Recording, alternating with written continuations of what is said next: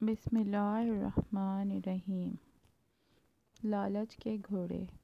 لالچ بری بلا ہے۔ بادشاہ خوش نہیں تھا، وہ خوش رہنا چاہتا تھا اور خوشی کی تلاش میں مارا مارا پھرتا تھا۔ اس نے خوشی کے ماہرین کی مدد بھی لی اور سیانوں، دانشوروں اور سمجھداروں کی پوٹلیوں میں بھی جھانکا، مگر خوشی کا فارمولا ہاتھ نہ آیا۔ وہ ایک پہاڑ پر چلا گیا۔ پہاڑ پر ایک درویش رہتا تھا۔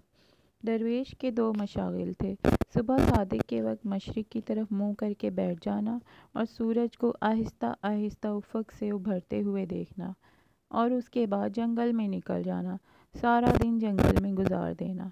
بھوک لگتی تھی تو وہ درختوں سے پھل توڑ کر کھا لیتا تھا۔ پیاس محسوس ہوتی تو وہ ندیوں، جھرنوں اور آبشاروں کا پانی پی لیتا۔ درویش کے پاس رہنے کے لیے ایک کٹیا تھی۔ وہ رات کٹیا میں آ جاتا تھا۔ درویش کے پاس سردیوں کے لیے 2 کمبل تھے، گرمیوں کے لیے کھلا آسمان اور ٹھنڈی زمین تھی، اور کپڑے لتے کی ضرورت زائرین پوری کر دیتے تھے۔ درویش کے پاس اس کے علاوہ کچھ نہیں تھا، لیکن وہ اس کے باوجود خوش تھا۔ بادشاہ اس خوشی کی وجہ دریافت کرنے کے لیے درویش کے پاس پہنچ گیا۔ درویش نے سنا، کہا لگایا، لکڑی کی کھڑاویں پہنی اور بادشاہ سے کہا: بادشاہ سلامت، میں اس کا جواب آپ کے دربار میں جا کر دوں گا۔ بادشاہ نے درویش کو گھوڑے پر بٹھایا اور دارالخلافہ آ گیا۔ درویش نے درخواست کی: آپ اب کسی ضرورت مند کو بلائیے۔ بادشاہ نے عرضیوں کی ٹرے سے ایک خط نکالا۔ وہ خط وزیر کے حوالے کیا اور ضرورت مند کو طلب کرنے کا حکم دے دیا۔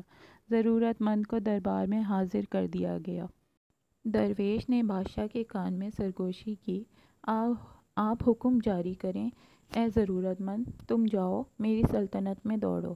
تم سورج غروب ہونے تک زمین پر جتنا بڑا دائرہ بنا لو گے، وہ زمین تمہاری ہو جائے گی۔ بادشاہ نے ضرورت مند کو حکم دے دیا۔ حکم جاری ہو جانے کے بعد بادشاہ، درویش اور درباری محل کے سامنے کرسیاں بچھا کر بیٹھ گئے۔ ضرورت مند کو لکیر کھینچ کر ایک مقام پر کھڑا کر دیا گیا۔ بادشاہ کا رومال ہلا اور ضرورت مند نے دوڑنا شروع کر دیا۔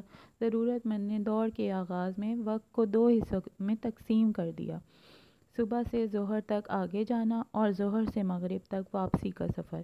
ضرورت مند کا خیال تھا، یوں وہ زمین کا بہت بڑا ٹکڑا ہتھیا لے گا۔ ضرورت مند سر پٹ بھاگتا رہا۔ ظہر کے وقت اس نے 400 ایکڑ زمین گھیر لی۔ فارمولے کے مطابق ضرورت مند کو اب واپسی کا سفر شروع کرنا تھا، لیکن وہ لالچ کا شکار ہو گیا۔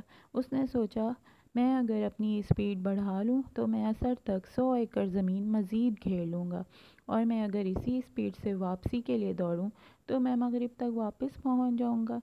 میں آپ کو یہاں انسان کی فطرت کی ایک کمزوری بتاتا چلوں۔ انسان لالچی ہے اور لالچ میں 2 درجن خامیاں ہیں، لیکن اس کی سب سے بڑی خامی کا تعلق انسانی ذہن کے ساتھ ہے۔ اللہ تعالیٰ نے انسان کو تخمینہ لگانے، کیلکولیشن کرنے کی صلاحیت سے نواز رکھا ہے۔ ہم جب بھی کوئی چیز دیکھتے ہیں، ہمارا دماغ فوراً اس کے عرض بلد، موٹائی، وزن اور قیمت کا اندازہ لگاتا ہے، اور ہم اس کیلکولیشن کی بنیاد پر اگلے فیصلے کرتے ہیں۔ مگر ہم جب لالچ میں آتے ہیں تو ہمارا دماغ ایک عجیب کیمیکل پیدا کرتا ہے۔ یہ کیمیکل ہماری کیلکولیشن کی صلاحیت کو تباہ کر دیتا ہے، اور یوں ہم غلط فیصلے کرنے لگتے ہیں۔ آپ فراڈیوں کے ہاتھوں عمر بھر کی کمائی لٹانے والے لوگوں کی کہانی سننے کے بعد کہیں گے، تم پڑھے لکھے سمجھدار انسان ہو، تم یہ اندازہ نہیں لگا سکے، لوہا کبھی سونا نہیں بن سکتا، یا جو شخص ٹیکسی پر تمہارے پاس آیا تھا وہ تمہیں 5 کروڑ کی زمین 2.5 کروڑ میں کیسے دے سکتا ہے، یا جو دکان مارکیٹ میں کروڑ روپے کی ہے وہ 10 لاکھ روپے میں کیسے مل سکتی ہے، اور مٹھائی سے شوگر کا علاج کیسے ہو سکتا ہے، اور اتنی خوبصورت لڑکی امریکہ سے پاکستان آ کر تم جیسے میٹرک فیل لڑکے سے کیوں شادی کرے گی، وغیرہ وغیرہ۔ فراڈ کا نشانہ بننے والے عموماً یہ جواب دیتا ہے: بھائی جان، وہ جادوگر تھا، اس نے میری عقل پر پردہ ڈال دیا تھا۔ فراڈ یا جادوگر نہیں تھا، جادوگر لالچ تھا، اور لالچ سے پیدا ہونے والا وہ کیمیکل تھا جو انسان کی عقل سلب کر دیتا ہے اور یوں اچھا بھلا سمجھدار شخص ماموں بن جاتا ہے۔ میں واپس زمین گھیرنے والے شخص کی طرف آتا ہوں۔ لالچ نے اس کی عقل بھی سلب کر دی، اس کی کیلکولیشن بھی غلط ہو گئی۔ وہ مزید زمین کے لالچ میں اثر تک بھاگتا رہا۔ سورج نے جب تیزی سے واپسی کا سفر شروع کیا تو اس شخص کو اپنی غلطی کا احساس ہوا۔ وہ پلٹا اور واپسی کے لیے دوڑ لگا دی، لیکن دیر ہو چکی تھی۔ وہ اب مغرب سے قبل واپس نہیں پہنچ سکتا تھا۔ اس کے پاس اس وقت دو آپشن تھے۔ وہ اپنی ہار مان لیتا، دوڑنا بند کر دیتا اور چپ چاپ گھر واپس یا پھر جیتنے کے لیے سر توڑ کوشش کرتا۔ وہ دوسرے آپشن پر چلا گیا۔ میں آپ کو یہاں انسان کی ایک اور خامی بھی بتاتا چلوں۔ کامیابی میں سر توڑ محنت ہمیشہ تیسرے نمبر پر آتی ہے۔ پہلا نمبر پلاننگ اور دوسرا نمبر صلاحیت کو حاصل ہوتا ہے۔ آپ کی منصوبہ بندی غلط ہے۔ آپ پہاڑ پر کھجور لگانا چاہتے ہیں یا صحرا میں چاول اگانا چاہتے ہیں تو خواہ کتنی محنت کر لیں، آپ کی کامیابی کے امکانات بہت کم ہوں گے۔ دوسرا، آپ میں اگر صلاحیت نہیں، آپ نے اگر باقاعدہ ٹریننگ حاصل نہیں کی، آپ نے اگر ٹاسک کے لیے تیاری نہیں کی، تو بھی آپ خواہ کتنی ہی سر توڑ محنت کر لیں، آپ کامیاب نہیں ہو سکیں گے۔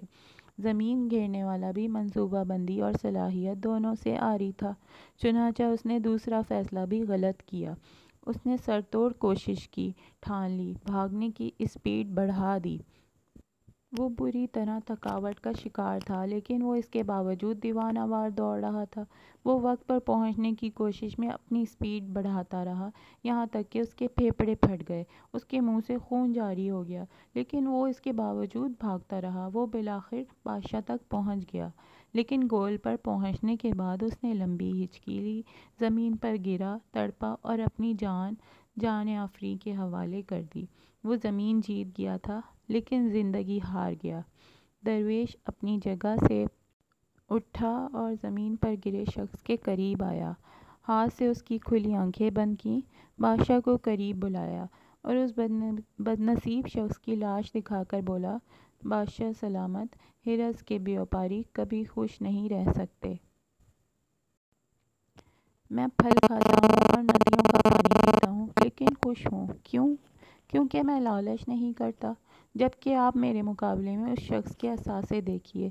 یہ شخص مجھ سے 1000 درجے بہتر ہوگا۔ اس کے پاس مکان بھی ہوگا، بیوی بچے بھی، کپڑے بھی، سواری بھی، دال اناج بھی اور زمین جائیداد بھی، لیکن یہ اس کے باوجود زمین پر گر کر مر گیا۔ کیوں؟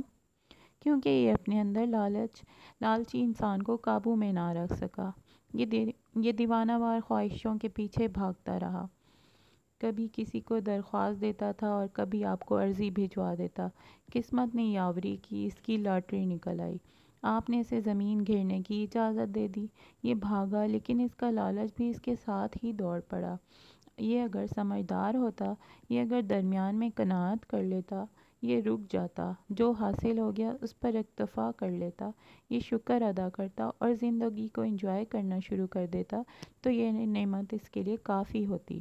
لیکن یہ لالچ کے گھوڑے سے نہ اترا، یہاں تک کہ یہ بھاگتا رہا، یہاں تک کہ لالچ نے اس کی جان لے لی۔ درویش نے لمبی سانس لی اور بولا، بادشاہ سلامت، ہرس اور خوشی دونوں سوتنے ہیں، یہ اکٹھی نہیں رہ سکتی۔ آپ خوش رہنا چاہتے ہیں تو آپ کو لالچ کو طلاق دینا ہوگی، خوشی خود بخود آپ کے گھر میں بس جائے گی۔ لیکن آپ اگر لالچ کے گھوڑے پر بیٹھ کر خوشی کی تلاش میں سر پٹ بھاگتے رہے تو آپ کا انجام بھی اس شخص جیسا ہوگا، آپ بھی عبرت کا رزق بن جائیں گے۔ بادشاہ کی آنکھوں میں آنسو آ گئے۔ اس نے گلوگیر لہجے میں عرض کیا، جناب، بادشاہت ہرس کی دلدل ہوتی ہے۔ آپ بادشاہ ہوتے ہوئے خود کو لالچ سے کیسے بچا سکتے ہیں؟ درویش نے کہا لگایا اور فرمایا، اختیار میں اضافہ بادشاہوں کی ہرس ہوتی ہے، اور جو بادشاہ زیادہ سے زیادہ اختیارات حاصل کرنے کی کوشش کرتا ہے، اس میں اور زمین پر پڑے اس شخص میں کوئی فرق نہیں ہوتا۔ آپ اختیارات سمیٹنے کے بجائے اختیارات بانٹنا شروع کر دیں، آپ کو خوشی مل جائے گی۔ اگر آپ کو میری کہانی پسند آئی ہے تو like, share and subscribe my channel. Thank you.